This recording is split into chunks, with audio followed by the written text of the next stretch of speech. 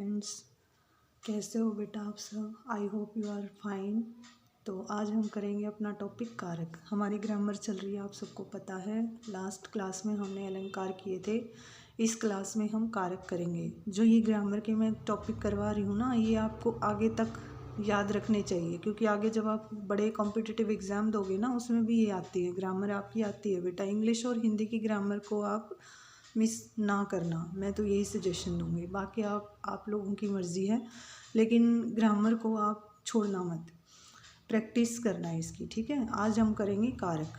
हिंदी में जो कारक होते हैं वो क्या होते हैं बेटा। कारक मतलब कॉजेज जो होते हैं वो संज्ञा और सर्वनाम का क्या करते हैं, क्रिया के साथ संबंध दर्शाते हैं, ठीक है। क्रिया जो हो रही है ना, वो संज्ञा या सर्वनाम उनको जोड़ देते हैं, यानी क्या कर देते हैं, जोड़ देते हैं, एक तरह से संबंध स्थापित कर देते हैं उनमें, ठीक है। यही इसकी डेफिनेशन है जो मैंने लिखी भी है, यानी संज्ञा या सर्वनाम का क्रिया के साथ जो संबंध होता है वो कारक कहलाता है। ये याद रखना, आपकी डेफिनेशन यही रहेगी। संज्ञा और सर्वनाम का क्रिया के साथ जो संबंध होता है, जोड़ता है, यानी प्लस कर देती है ये, ठीक है, ये याद रखना।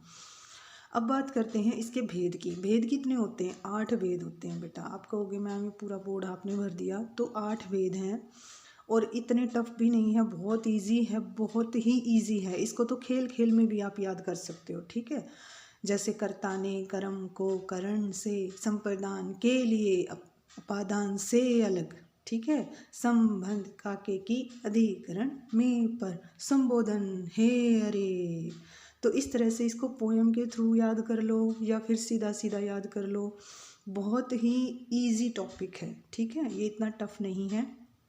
जैसे बेटा कोई भी अब आपसे पूछा कैसे जाता है, आपसे पूछा जाता है वाक्य के माध्यम से। उदाहरण दे देंगे, कोई भी आपको वाक्य दे दिया जाएगा, उसमें पूछा जाएगा इसमें कौन सा कारक चिन्ह है, ठीक है, ये पूछ लिया जाएगा। या फिर उसको वाक्य में से कुछ ऐसी कारक चिन्ह को मिस कर दिया जाएगा और फिर नीचे कारक दे दिए जाएंगे कि आप इसको कैसे फिल इन द ब्लैंक्स को पूरा करो। वहाँ आपको थोड़ा सा दिमाग लगाने की ज़रूरत है आपको, ठीक है। वहाँ इसके लिए आपको ये टैग वर्ड याद करने पड़ेंगे, ठीक है ना, और ये इनके नाम याद करने पड़ेंगे, ये याद रखना। जैसे अब हम स्टार्ट करते हैं, हमारा कर्ता है। कर्ता कौन होता है, जो संज्ञा होती है, ठीक है ना, समझ गए ना। आप खुद स्वयं एक कर्ता हो।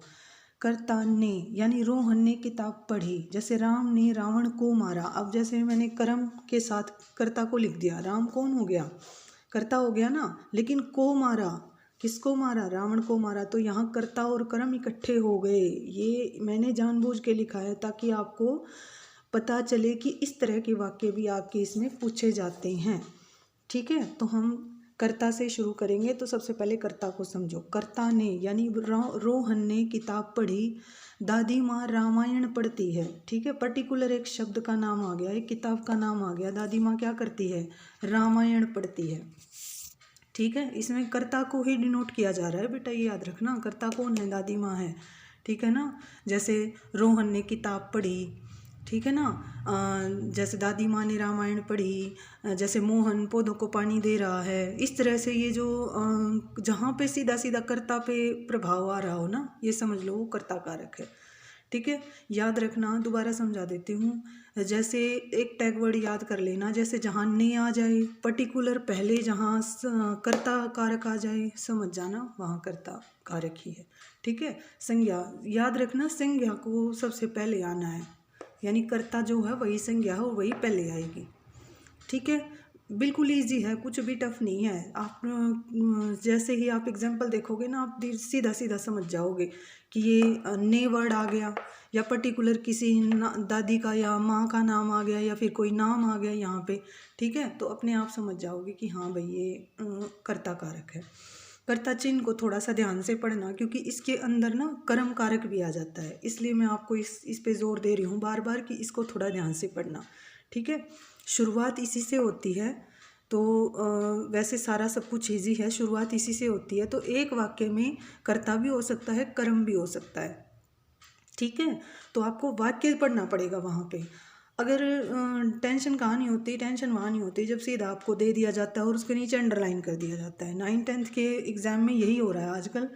बोर्ड अब वो बोर्ड नहीं रहा बेटा, ये हवा बन रहा है, मैं उन बच्चों को सजेशन दूंगी जो बोर्ड बोर्ड करके डर जाते हैं ना, बोर्ड के एग्ज़ाम है, बोर्ड के एग्ज़ाम है। कुछ बोर्ड नहीं है, बहुत इजी पैटर्न है। अगर आप सीबीएसई से हो तो बेस्ट एंड बेटर देन है, आप बहुत बेस्ट जा रहे हो। क्योंकि सीबीएसई वाले बच्चे जो पेपर दे रहेंगे ना अभी 10th के 11 जो 12th के बच्चे एग्ज़ाम देंगे, आर्ट्स वाले स्टूडेंट्स जो हिंदी मीडियम वाले बच्चे हैं, वो बिल्कुल मत डरना। क्योंकि ग्रामर आपकी 40 से 50 मार्क्स के आसपास की आती है, और ग्रामर में स्कोर करना मतलब समझ जाओ आपकी परसेंटेज हाई जाएगी। और कुछ भी बेटा कुछ भी टफ़ नहीं आता, इतने टफ़ नहीं आते। बोर्ड का नाम ही नाम बोर्ड है, वरना पेपर आपकी टीचर से आसान बनाते हैं वो, ठीक है। आपकी टीचर बल्कि टफ़ बना देती होंगी, लेकिन बोर्ड बहुत ईजी पेपर बनाते हैं। बस आप प्रैक्टिस जारी रखो अपनी। तो यहाँ पे आप वैसे भी आपको तो अंडरलाइन किया हुआ मिलेगा। खाना जब आपको परोस के दिया जा रहा है तो आपको खाना ही तो है, वही चीज़ आ गई इसमें। तो फिर भी आप इसको थोड़ा सा ध्यान से पढ़ना, पूरे सेंटेंस को अच्छे से पढ़ लेना। सेंटेंस समझ में आ गया तो आपको ये कारक सारे चीज़ समझ में आ जाएंगे, ठीक है।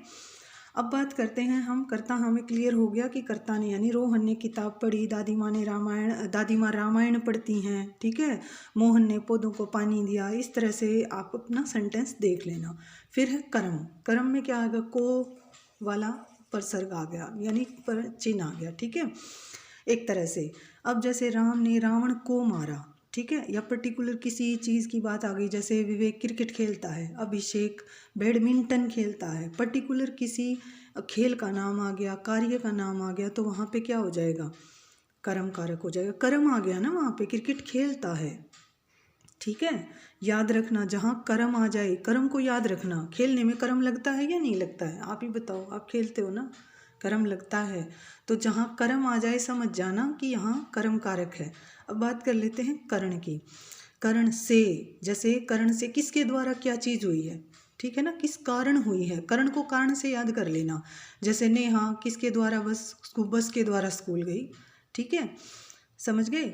अब मैं कहूँगी बेटा निबंध किससे लिखा आपने, मैम इस पेन से लिखा हमने निबंध, तो आपने इसका ये करण हो गया हमारा, ठीक है, ये हमारा माध्यम हो गया। किसके माध्यम से क्रिया पूरी हुई है, वो चीज़ करण आ गया यहाँ पे, से के द्वारा, ठीक है, समझ गए, ये याद रखना, क्लियर। अब संप्रदान पे आ जाओ। संप्रदान में क्या है, के लिए, के अलग है, लिए अलग है, इकट्ठा नहीं है। ये देखो मैंने यहाँ पे कोमा लगा रखा है, लेकिन इसको जब हम बोलते हैं तो संप्रदान के लिए ही बोल देते हैं।